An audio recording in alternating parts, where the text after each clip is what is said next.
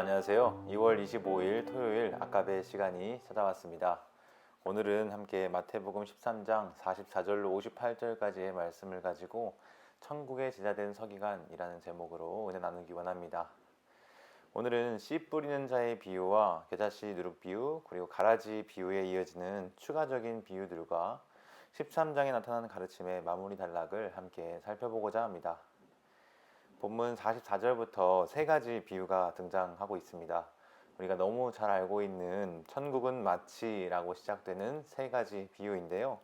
가장 먼저 예수님은 천국은 마치 밭에 감추인 보화와 같다라고 말씀하십니다.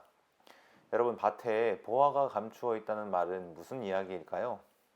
이것은 그 당시의 고대 사회와 문화에 대해서 생각해 보면 이해할 수 있는데요. 오늘날처럼 금고나 은행과 같이 안전하게 귀중품을 보관할 수 있는 장소가 1세기 유대 그리고 팔레스타인 땅에서 있었을까요? 아마도 잦은 전쟁이나 피난 등의 이유로 집은 그렇게 안전한 장소가 못 되었을 것입니다. 그래서 그들은 땅에 자신들의 소중한 것을 묻어서 보관하기도 했던 것 같아요. 이를테면 마태복음 25장에 나오는 달란트 비유가 있는데요. 거기에서 보면 주인으로부터 한 달란트 받은 자가 했던 행동을 우리는 볼 수 있습니다. 그는 혹여 그 받은 달란트를 까먹거나 잃어버릴까 두려워하여 그것을 땅에 감추어 두었었다라고 성경은 가르쳐 주는데요. 두려워했는데 그것을 땅에 묻었다고 하는 것은 그 장소에 두었을 때 오히려 더 안전했다라고 하는 이야기가 되겠죠. 그런데 그렇게 묻혀있는 보물을 되찾기도 전에 혹의 신변에 문제가 생겨서 혹은 땅의 주권이 넘어가 버려서 아무도 찾지 못하는 채 버려진, 남겨진 그러한 보물들도 그 당시에 많이 있었던 것입니다. 그런 와중에 그 땅에서 누가 농사를 짓거나 경작하다가 땅 주인이 실소유주는 아닌 것 같은데, 그런데 값나가는 보화를 그 땅에서 발견을 했다면 얼른 그 땅의 소유권을 자신에게로 돌리고자 애를 쓰겠죠. 그게 정말 값진 그 보물이라고 하는 것을 알아차렸다면 자신의 모든 재산을 팔아서라도 그것을, 그 밭을 사고자 할 것입니다. 마찬가지로 두 번째의 비유는 좋은 진주를 구하는 장사의 비유인데요. 왜 천국이 그러한 장사와 같을까? 우리는 생각을 해봐야 되겠습니다.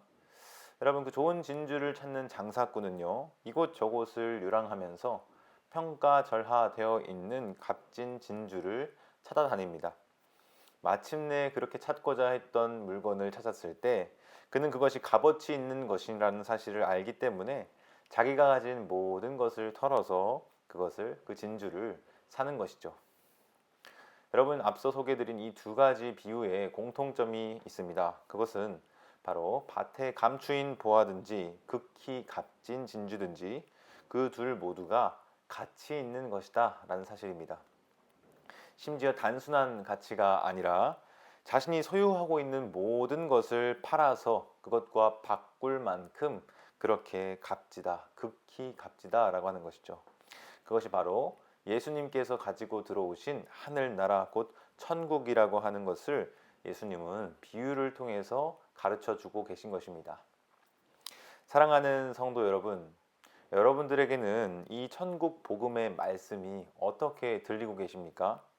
정말 이 천국 복음이 값지고 귀중한 것으로, 또 나의 모든 것을 다 던질 만큼 값어치 있고 가치 있는 것으로 여기면서 그렇게 살고 계신가요?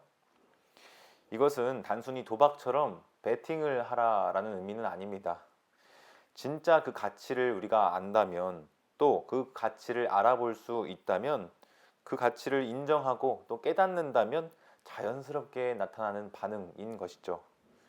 오늘 이 말씀을 듣는 여러분들이 예수님께서 가지고 들어오신 그 천국 복음의 소식을 그와 같이 가치 있는 것으로 여기고 또 우리의 모든 것을 들여서 취할 수 있는 그런 지각 있는 자들이 다 되시기를 소망합니다. 이어서 세 번째 비유가 소개되고 있는데요. 이번엔 천국은 마치 그물과 같다라고 합니다. 여러분, 이 그물은 바다에서 각종 물고기를 건져내는 데 사용이 되는데요. 그물에 가득한 물고기들을 물가로 끌어내고 거기에서 구별을 합니다. 그래서 좋은 것은 그릇에 옮겨 담고요. 못된 것은 바깥에 내다 버리는 것이죠. 우리는 여기에서 앞서 살펴보았던 알곡과 가라지의 비유를 떠올릴 수 있습니다. 그 알곡과 가라지의 비유를 생각해 볼 때 추수 때까지 분명 그것을 함께 자라게 두지만 결국의 마지막에는 가라지는 거두어서 불사르고 알곡은 곳간으로 들이는 것을 볼 수 있죠. 마찬가지로 이 그물의 비유에서도요, 좋은 것은 그릇에 담고요, 못된 것은 바깥에 내어 버린다 이렇게 얘기를 합니다. 이 세상의 마지막 때에도요, 이런 구분이 이루어진다, 구별이 이루어진다라고 하는 것을 가르쳐 주고 있는 것입니다. 천사들이 와서 의인 중에서 악인을 갈라내고 그들은 풀무불에 던져 넣는다. 그러면 그들은 거기에서 슬피 울며 이를 갈게 될 것이다 라고 하는 것을 예수님께서는 이 그물 비유를 통해서 제자들에게 가르쳐 주고 계신 것입니다. 참 두렵고 떨리는 일이 아닐 수 없죠. 예수님께서는 이렇게 13장에 나타난 모든 가르치심을 다 전하고 나서는요, 제자들에게 질문하십니다. 51절에 이렇게 물어보셔요. 이 모든 것을 깨달았느냐 하시니 제자들이 뭐라고 대답하는가? 그러하오이다. 제자들이 그 모든 가르침을 깨달았다고 대답을 하니까 이어서 예수님은 다음과 같이 말씀하십니다. 52절에 예수께서 이르시되 그러므로 천국의 제자된 서기관마다 마치 새 것과 옛 것을 그 곳간에서 내오는 집주인과 같으니라. 여러분, 이 마지막 예수님의 말씀을 앞선 천국 비유들과 함께 볼 것이냐 이게 고민이 되기도 합니다만 대체로 이것을 좀 구별해서 이해하곤 하거든요. 예수님을 믿은 서기관이 분명 있었겠죠. 그러나 이 구절이 과연 서기관만을 지칭하는 것일까 우리는 생각해 볼 필요가 있습니다. 왜냐하면 예수님의 제자들 중에는 어부들도 있었고 세리도 있었고 서기관이 아닌 다른 직종에 종사하고 있는 이들도 많았기 때문에 꼭 천국의 제자된 서기관이라고 해서 그것을 문자 그대로 서기관의 직종에 가진 사람만 그것을 한정하는 것은 좀 잘못됐겠죠? 요점은 이것입니다. 여러분, 서기관이라고 하면은 곧 율법학자요 성경교사를 일컫는데요. 그들은 성경을 연구하고 또 자신이 깨달은 것을 가르치는 사람을 말합니다. 그러니까 천국의 제자된 서기관이라 하면은 곧 예수님으로부터 천국 복음의 가르침을 전해 듣고 또 그것 가운데 깨달음을 얻은 자들을 통틀어 일컫는 것으로 우리는 이해할 수 있습니다. 즉, 천국의 가르침을 배운 자, 천국의 가르침을 깨달은 제자로서 이제 우리는 모두 서기관 또 성경 교사가 된 것입니다. 그런데 그러한 자들은 어떠한 모습으로 살아가는가? 52절 하반절을 보시면 마치 새 것과 옛 것을 그 곳간에서 내오는 집주인과 같으니라 라고 말하고 있죠. 자신의 집 창고에 들어있는 새 것과 옛 것을 자유롭게 꺼내오는 집주인, 그가 바로 천국의 제자된 서기관과 같다라고 가르쳐주고 있는 것입니다. 사랑하는 성도 여러분, 우리는 이 대목에서 한 가지 도전을 받습니다. 우리는 비단 말씀을 연구하고 또 가르치며 전하는 목회자 혹은 교역자들 뿐만 아니라 천국의 가르침을 받고 복음을 깨달은 모든 성도가 바로 그러한 가르침을 전하는 자들이 되어야 한다는 것을 이 말씀 속에서 발견할 수 있는 것이죠. 천국의 제자들이 새 것과 옛 것을 자신의 곳간에서 꺼내오는 집주인과 같다는 것은 예수님께서 가지고 들어오신 새로운 가르침, 곧 천국 복음의 메시지와 더불어서 이전에 구약에서 주어진 모든 율법과 선지자들의 글들에 기록되어 있는 그 하나님의 마음과 뜻을 우리가 예수님의 가르침을 통해서 분명히 깨닫고 배워서 자신의 곳간에 차곡차곡 비축해 두었다는 말로 이해할 수도 있을 것입니다. 이것은 아무리 율법을 많이 연구하고 또 전통을 준수하는 바리새인들 그리고 서기관들이라고 할지라도요, 다 깨닫지 못했던 그런 가르침이죠. 우리 주님이 나타내고자 뜻하신 이들이 그 예수님의 가르치심을 받고 또 그 행하시는 기적을 보고 마침내 깨닫게 된 사실인 것이죠. 그러므로 우리는 이 모든 예수님의 가르치심을 깨달은 대로 전하고 또 나누는 일에 힘쓰는 천국의 제자된 서기관, 또 율법학자, 성경 교사들이 다 된 것입니다.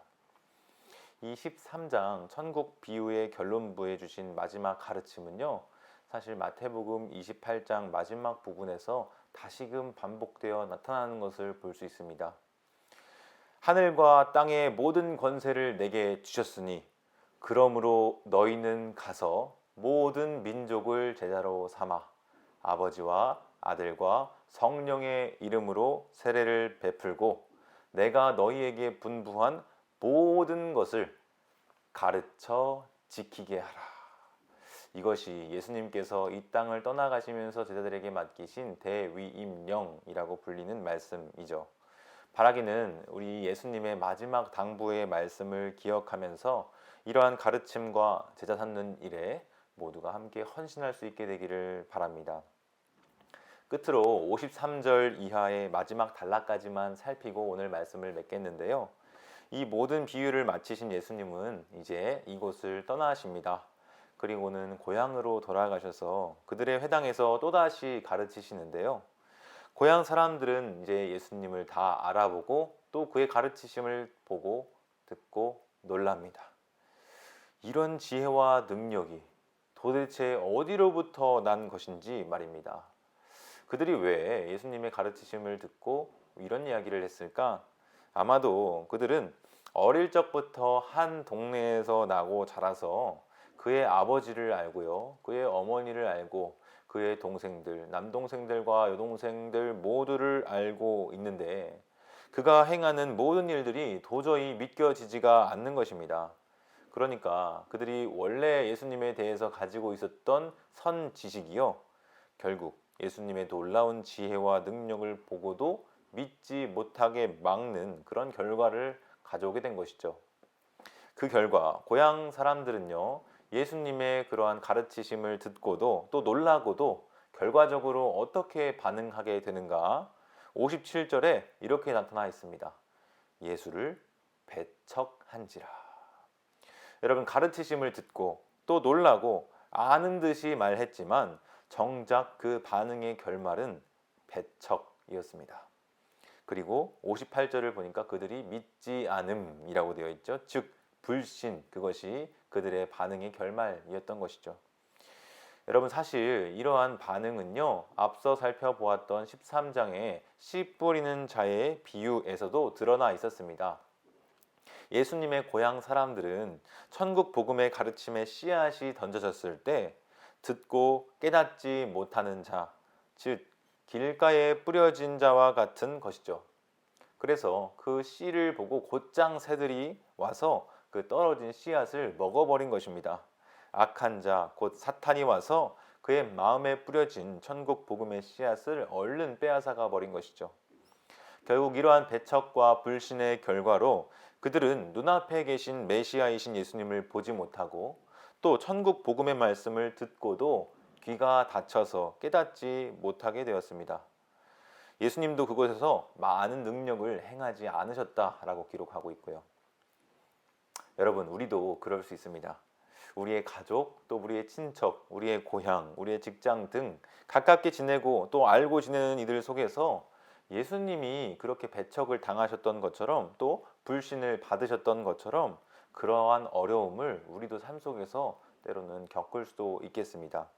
그러나 그 순간 우리가 기억해야 할 것은요, 우리 모두 때를 얻든지 또 못 얻든지 언제 어디서나 기회가 닿는 대로 천국 복음의 씨를 뿌려야 한다는 것입니다.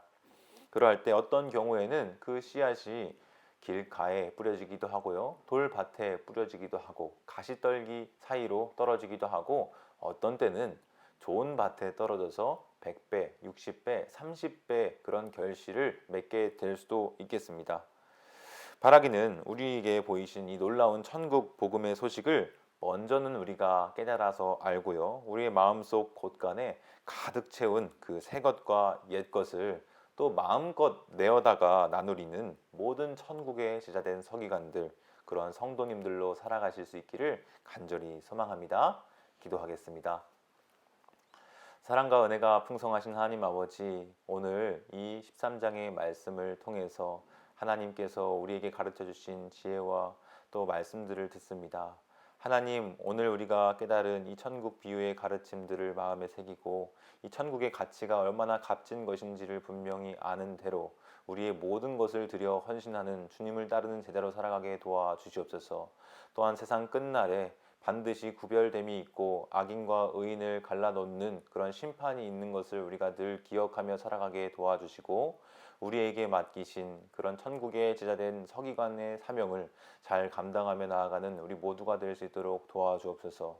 우리 삶 속에서 예수님처럼 배척을 당하거나 불신을 받는다 할지라도 그것을 기꺼이 감내하며 주의 뒤를 따르는 제자된 삶을 살아가는 우리 모두가 되게 도와주시옵소서. 감사드리며 예수님의 이름으로 기도드립니다. 아멘. 오늘도 말씀과 동행하는 여러분들 다 되시기를 소망합니다. 시청해 주셔서 감사합니다.